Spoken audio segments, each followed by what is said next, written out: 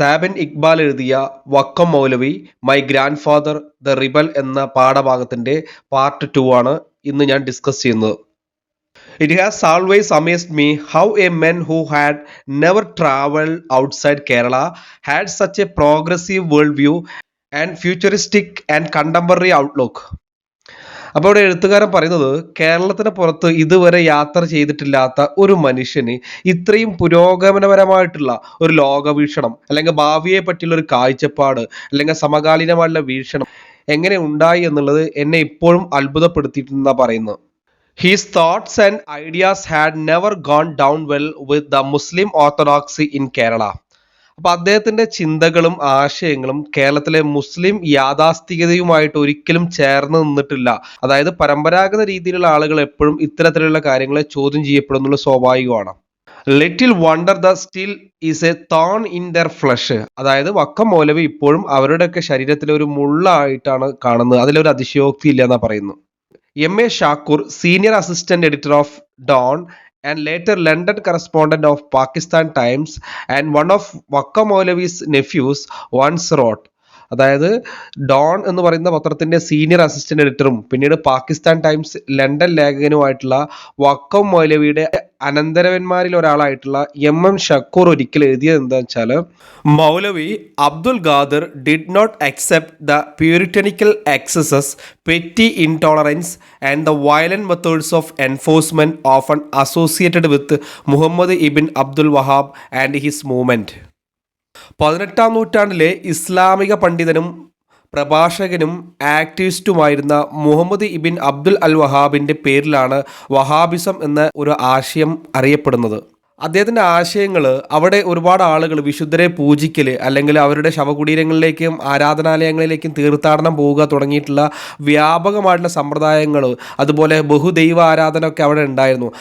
അത്തരത്തിലുള്ള ആശയങ്ങളൊക്കെ വർജിച്ചുകൊണ്ട് അള്ളാഹുവിനെ പ്രാപിക്കുന്നതിന് നേരിട്ടുള്ള അനുഷ്ഠാനങ്ങളിലൂടെ സാധിക്കൂ എന്നും ആത്മനിയന്ത്രണത്തിലുള്ള കഠിനമായിട്ടുള്ള ആചാരാനുഷ്ഠാനങ്ങളിലൂടെ അള്ളാഹുവിലേക്ക് കൂടുതൽ അടുക്കാൻ കഴിയുമെന്നൊക്കെ വിശ്വസിക്കുന്ന അബ്ദുൽ വഹാബ് തുടങ്ങി വെച്ച ഒരു ആശയമാണ് വഹാബിസം എന്ന് പറയുന്നത്. ഈ വഹാബിസത്തിന്റെ അതിരുകൾ കൃത്യമായിട്ട് സൂചിപ്പിക്കാൻ ബുദ്ധിമുട്ടാണ്. അതുകൊണ്ട് തന്നെ ഈ വഹാബിസം എന്ന് പറയുന്നതിന് കൂടെ വഹാബി അല്ലെങ്കിൽ സലഫി എന്നുള്ള പദങ്ങൾ ഉപയോഗിക്കുന്നുണ്ട്.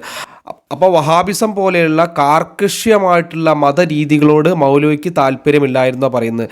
On the other hand, he believed in a secular society and worked hard to reform the Muslim community in Kerala because he knew unless minority communities were reformed and developed, India as a country could not make any real progress. അപ്പോൾ മറുവശത്ത് അദ്ദേഹം ഒരു മതേതര സമൂഹത്തിൽ വിശ്വസിക്കുകയും അതായത് എല്ലാ മതസ്ഥരും ഒരുപോലെയാണെന്ന് കരുതുകയും കേരളത്തിലെ മുസ്ലിം സമുദായത്തെ നവീകരിക്കാൻ കഠിനമായിട്ട് പരിശ്രമിക്കുകയും ചെയ്യുന്നുണ്ട്. എന്ന് വെച്ചാൽ അദ്ദേഹം ആത്മാർത്ഥമായിട്ട് ശ്രമിക്കുകയാണ് മുസ്ലിം സമുദായത്തിൽ മാറ്റങ്ങൾ കൊണ്ടുവരാൻ. പ്രത്യേകിച്ച് ഇന്ത്യയുടെ പുരോഗതി വെച്ച് നോക്കുമ്പോൾ എല്ലാ മതസ്ഥരും നല്ല രീതിയിൽ മുന്നോട്ട് വരുമ്പോൾ മുസ്ലിങ്ങൾ, ന്യൂനപക്ഷങ്ങളായിട്ടുള്ള മുസ്ലിങ്ങൾ മാത്രം പിറകോട്ട് പോകുന്നത് ഒരിക്കലും അപ്പോൾ ഇന്ത്യയുടെ പുരോഗതിക്ക് നല്ലതല്ല എന്ന് മൗലവിക്ക് തിരിച്ചറിയാം. അതുകൊണ്ട് മൗലവി പറയാണ് മുസ്ലിം സമുദായങ്ങൾ ഇനിയും മുന്നോട്ട് പോകാനുണ്ട് എന്ന് പറയാണ്. At a time and in an India where religious intolerance and jingoism have taken to violent and weird methods of expression, where a Maulavi should by all means be an enemy within and a patriotic Muslim is an oxymoron.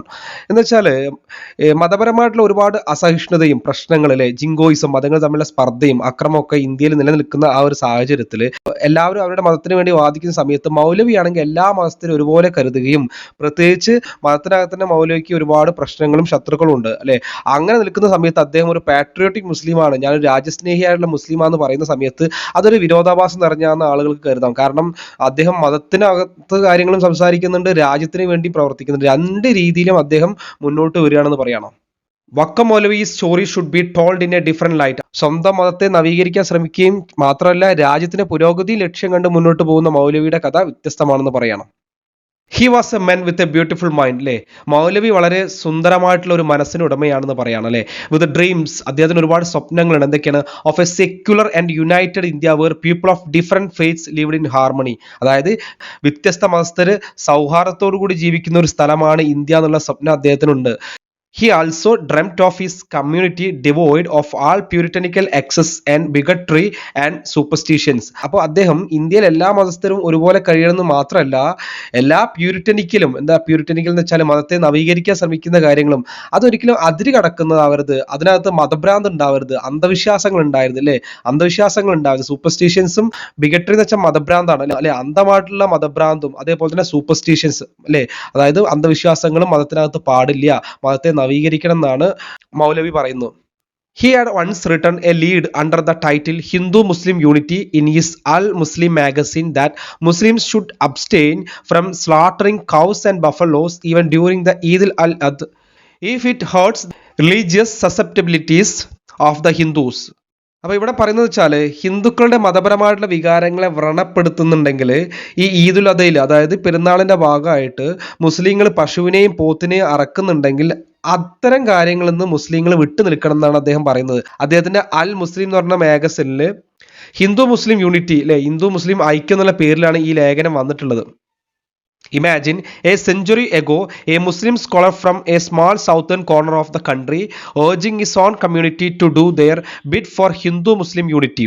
അപ്പം നിങ്ങളൊന്ന് സങ്കല്പിച്ച് നോക്കൂ, ഇന്ത്യയുടെ തെക്ക് ഭാഗത്ത് ചെറിയ ഒരു കോണിലുള്ള കേരളം എന്ന് പറഞ്ഞ സംസ്ഥാനത്ത് ഒരു മുസ്ലിം പണ്ഡിതന് ഹിന്ദു മുസ്ലിം ഐക്യത്തിന് വേണ്ടിയിട്ട് ഒരുപാട് കാര്യങ്ങൾ സമുദായത്തിന് വേണ്ടിയിട്ട് ആവശ്യപ്പെടുന്ന നമുക്ക് ഇതിനകത്ത് കാണാൻ പറ്റും.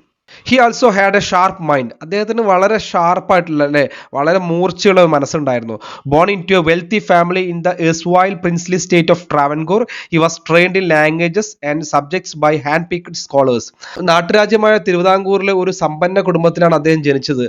അതുകൊണ്ട് തന്നെ അദ്ദേഹത്തിന്റെ കുട്ടിക്കാലത്ത് ഒരുപാട് പണ്ഡിതന്മാരിൽ നിന്ന് വ്യത്യസ്തതരം ഭാഷകളും പരിശീലനവും അദ്ദേഹം നേടിയിട്ടുണ്ട്.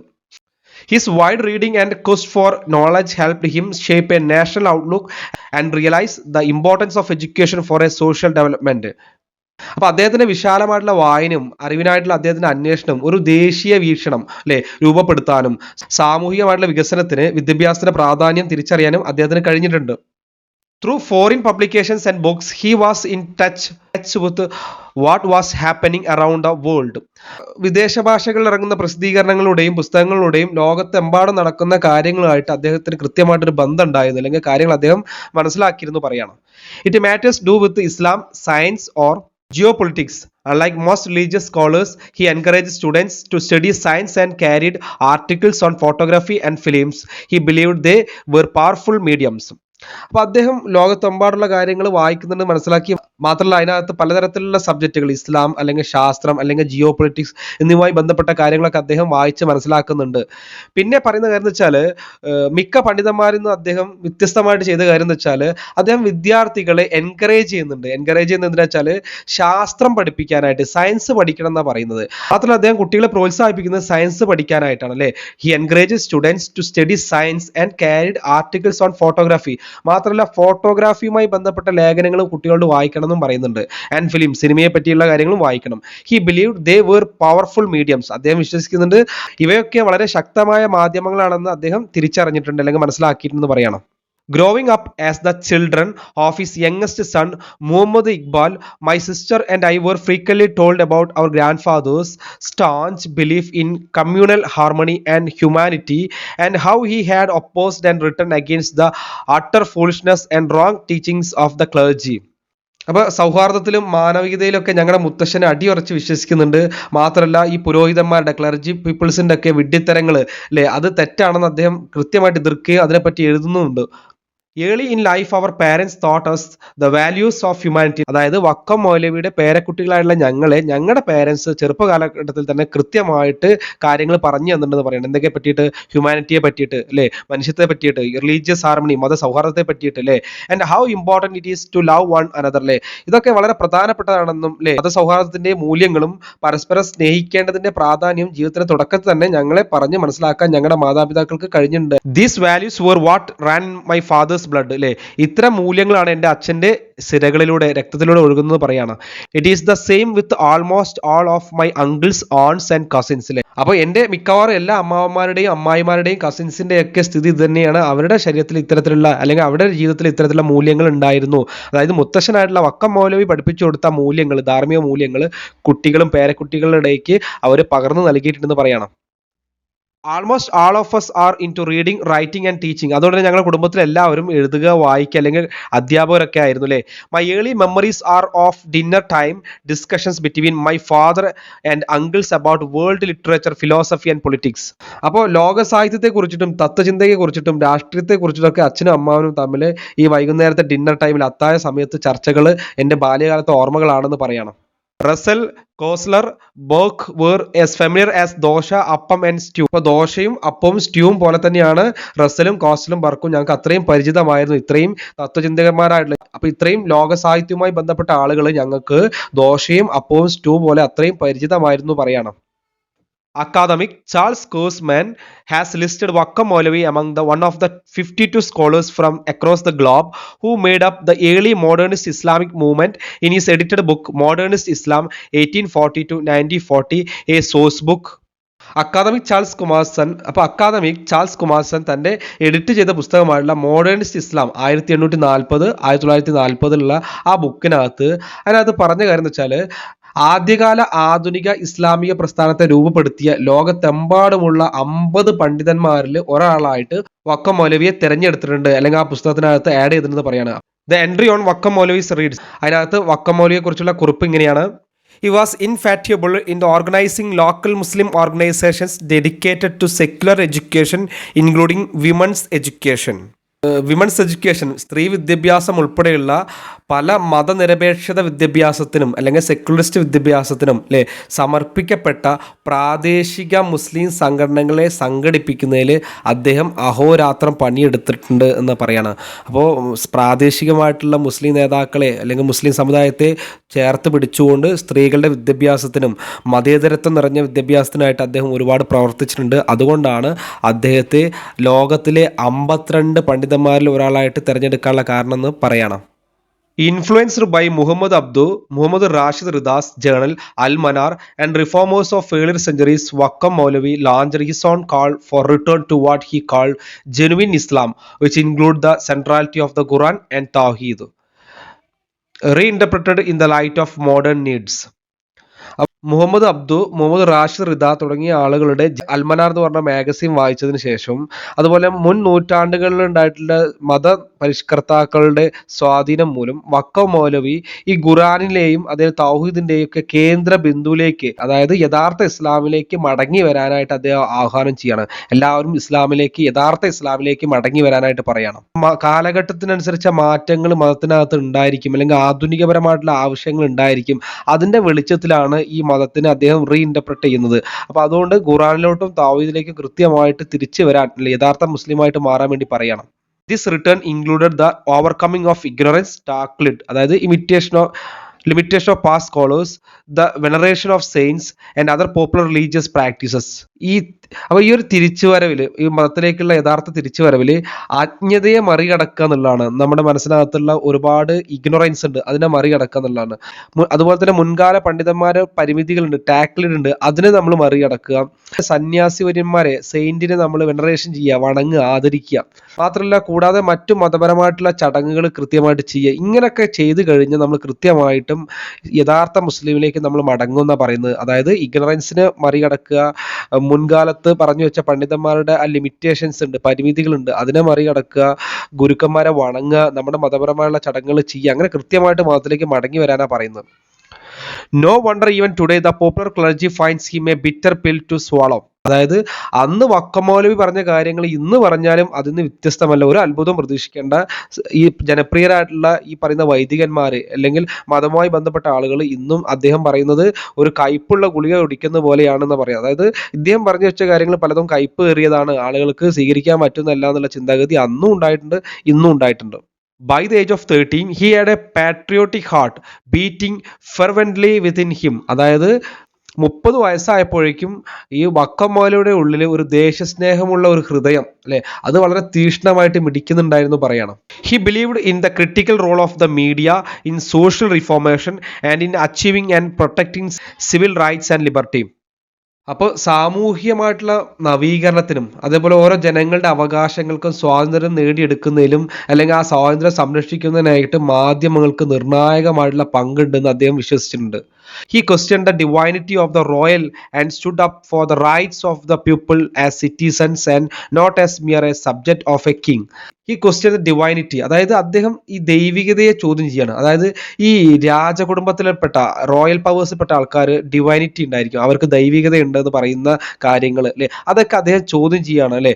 മാത്രമല്ല and stood up for the rights of the people അല്ലേ, ജനങ്ങളുടെ ആ ഒരു അവകാശങ്ങൾക്ക് വേണ്ടി അദ്ദേഹം നിലകൊള്ളുകയാണ്. And not as mere subjects of a king അല്ലേ, രാജാവിൻ്റെ പ്രജകൾ എന്നുള്ള രീതിയിൽ രാജാവ് എന്ത് പറഞ്ഞാലും അനുസരിക്കുക എന്നുള്ളതിന് മാറിയിട്ട് ജനങ്ങൾക്ക് വേണ്ടി പ്രവർത്തിക്കുക, ജനങ്ങളുടെ അവകാശങ്ങൾക്ക് വേണ്ടി പ്രവർത്തിക്കുക, രാജാക്കന്മാരെ തൊഴുതു വണങ്ങി നിൽക്കുന്ന രീതി മാറിയിട്ട് അവരെ ദൈവമായിട്ട് കണ്ട് ആരാധിക്കുന്ന രീതി മാറിയിട്ട് അവകാശത്തിന് വേണ്ടി പോരാടുന്ന ഒരാളായിട്ട് വക്കം മൗലവി മാറിയിട്ടുണ്ടായിരുന്നു.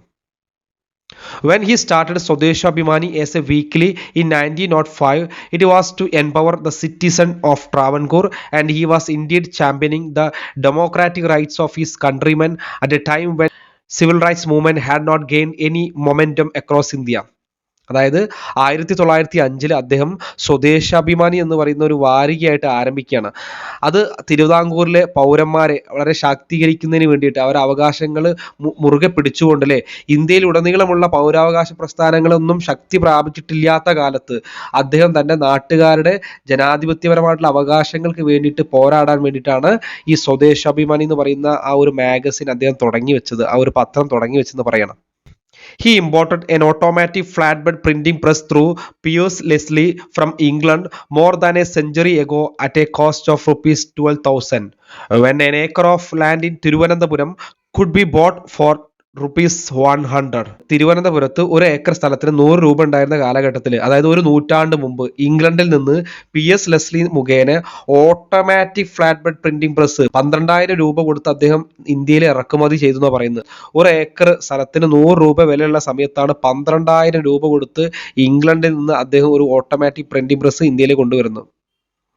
That Swadeshabhimani was the first newspaper to Kerala to subscribe to the Reuters news agency shows that Vakkom Moulavi was abreast of the latest trends in the industry. അതായത് റോയിറ്റേഴ്സ് എന്ന് പറയുന്ന ലോക പ്രശസ്തമായിട്ടുള്ള വാർത്താ ഏജൻസിയുടെ വരിക്കാരായ കേരളത്തിലെ ആദ്യത്തെ പത്രമാണ് സ്വദേശാഭിമാനി എന്നാണ് പറയുന്നത്. അതിനർത്ഥം വക്കം മൗലവി വ്യവസായത്തിലെ ഏറ്റവും പുതിയ ട്രെൻഡുകൾ അറിഞ്ഞിട്ടുണ്ട്, ആ ട്രെൻഡുകളുടെ കൂടെ നടക്കാൻ അദ്ദേഹത്തിന് അന്ന് കഴിഞ്ഞു എന്നാണ് പറയുന്നു. He named both the printing press and the newspaper Swadeshabhimani as the leitmotif of his activities was patriotism, not business interest. അപ്പോൾ അദ്ദേഹത്തിന്റെ ആ പത്രത്തിന് അദ്ദേഹം പേര് കൊടുത്തത് സ്വദേശാഭിമാനി എന്നാണ്. അതിനർത്ഥം അദ്ദേഹത്തിന് ബിസിനസ് താല്പര്യങ്ങളോ അല്ലെങ്കിൽ സ്വന്തം ലക്ഷ്യങ്ങളോ അതിനകത്ത് ഇല്ല, രാജ്യസ്നേഹമാണ് തൻ്റെ മുഖ്യ ലക്ഷ്യമെന്ന് അദ്ദേഹം അടിവരയിടുന്നതാണ് അദ്ദേഹത്തിന്റെ പത്രത്തിന് അദ്ദേഹം സ്വദേശാഭിമാനി എന്നുള്ള പേര് കൊടുത്തത്. He knew it well that publishing a newspaper was not a lucrative business, and when some of our relatives tried to dissuade him from launching Swadeshabhimani, he said, "I am not a businessman." അപ്പോൾ പത്രം പ്രസിദ്ധീകരിക്കുന്നത് ലാഭകരമായ കാര്യമല്ല എന്ന് അദ്ദേഹത്തിന് നന്നായിട്ട് അറിയാമായിരുന്നു. അങ്ങനെ ഞങ്ങളുടെ ചില ബന്ധുക്കൾ സ്വദേശാഭിമാനി പത്രം ആരംഭിക്കുന്ന അദ്ദേഹത്തെ പിന്തിരിപ്പിക്കാൻ ശ്രമിച്ചപ്പോൾ അദ്ദേഹം പറഞ്ഞത് ഞാനൊരു ബിസിനസ്സുകാരനല്ല എന്നാണ്. What I want to achieve with the newspaper is social service and patriotism. Money is not the ultimate profit I need. I firmly believe that my country will get what I am looking for. That is enough for me. അപ്പോൾ അദ്ദേഹം പറഞ്ഞത് പത്രം കൊണ്ട് ഞാൻ ആഗ്രഹിക്കുന്നത് സാമൂഹ്യ സേവനവും രാജ്യസ്നേഹവുമാണ്. അപ്പം ഞാൻ ഈ ഒരു പത്രം തുടങ്ങിയിട്ടുള്ളത് രാജ്യസ്നേഹത്തിന് വേണ്ടിയിട്ടാണ്, അല്ലെങ്കിൽ സാമൂഹ്യ സേവനത്തിന് വേണ്ടിയിട്ടാണ്. അപ്പോൾ അത്തരം ലക്ഷ്യങ്ങളായിട്ട് മുന്നോട്ട് പോകുന്ന എനിക്ക് ഒരിക്കലും പണം എന്തല്ല ഒരു അവശ്യ വസ്തുവല്ല. ഞാൻ അന്വേഷിക്കുന്നത് പണമല്ല, എൻ്റെ രാജ്യത്തിന് വേണ്ടിയിട്ടുള്ള പുരോഗതിയാണെന്ന് ഞാൻ അടിയുറച്ച് വിശ്വസിക്കുന്നു പറയാണ്. എനിക്കത് മതി എന്ന് പറയണം. He also had a brave heart. അദ്ദേഹം ഒരു ധീരനായിരുന്നു അല്ലേ. He knew it well that it would not be an easy task when he had decided to use journalism for public welfare and prosperity. അപ്പോൾ ജനങ്ങളുടെ ക്ഷേമത്തിനും സമൃദ്ധിക്കും വേണ്ടി പത്രപ്രവർത്തനം ഉപയോഗിക്കാൻ തീരുമാനിച്ചപ്പോൾ അത് അത്ര എളുപ്പമുള്ള കാര്യമില്ലെന്ന് അദ്ദേഹത്തിന് നന്നായിട്ട് അറിയാമായിരുന്നു. One of the mission statements of Swadeshabhimani was that the paper would not conceal any public grievances fearing danger that may happen to us.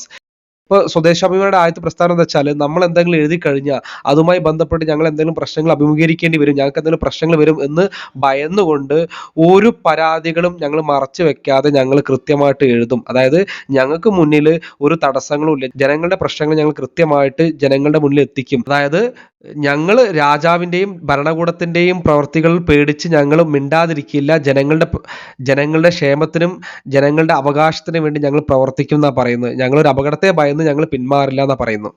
In the editorial of the first edition of Swadeshabhimani on January 19, 1905, its editor C.P. Govindapillai wrote, "We don't declare that Swadeshabhimani will perform great things for the Muslim community and other communities who desire their well-being.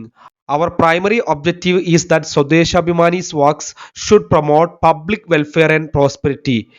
അങ്ങനെ 1905 ജനുവരി 19 സ്വദേശാഭിമാനിയുടെ ആദ്യ പതിപ്പിൽ എഡിറ്റോറിയലിൽ അതിൻ്റെ എഡിറ്ററായിട്ടുള്ള C.P. Govinda Pillai എഴുതിയ എങ്ങനെയാണ്, സ്വദേശാഭിമാനി എന്ന് പറഞ്ഞ പത്രം മുസ്ലിം സമുദായത്തിനും അല്ലെങ്കിൽ അവരുടെ ക്ഷേമം ആഗ്രഹിക്കുന്ന മറ്റ് സമുദായക്കാർക്കും വേണ്ടി മഹത്തായ കാര്യങ്ങൾ ചെയ്യാൻ വേണ്ടി ഞങ്ങൾ പ്രഖ്യാപിക്കുന്നതല്ല. സ്വദേശാഭിമാനിയുടെ പ്രവർത്തനങ്ങൾ എന്ന് വെച്ചാൽ പൊതുക്ഷേമമാണ്, സമൃദ്ധിയാണ്, അത് പ്രോത്സാഹിപ്പിക്കുകയാണ് ഞങ്ങളുടെ ലക്ഷ്യം. അതായത് മുസ്ലിം സമുദായത്തിന് വേണ്ടി മാത്രമല്ല, മൊത്തത്തിൽ ജനങ്ങളുടെ ക്ഷേമത്തിന് വേണ്ടി പ്രവർത്തിക്കുന്ന ഒരു പത്രമാണെന്ന് പറയണം. Our primary objective is that Swadeshabhimani's work should promote public welfare and prosperity. To achieve this objective, we will do our utmost. We will not conceal any public grievances, fearing dangers that may happen to us. അല്ലേ, ഞങ്ങൾക്ക് എന്തെങ്കിലും പ്രശ്നങ്ങൾ വരും, ഞങ്ങൾ എന്തെങ്കിലും അപകടത്തിലാവുമെന്ന് വിചാരിച്ച് ഞങ്ങൾ ജനങ്ങൾക്ക് വരുന്ന ഒരു പ്രശ്നങ്ങളും ഞങ്ങൾ മൂടി വെക്കില്ല, ഞങ്ങൾ കൃത്യമായിട്ട് ജനങ്ങളെ അറിയിക്കും എന്നാണ് ഈ പത്രത്തിലെ ആദ്യത്തെ എഡിറ്റോറിയൽ പേജിനകത്ത് അന്നത്തെ എഡിറ്ററായിട്ടുള്ള C.P. ഗോവിന്ദപിള്ള എഴുതിയത്.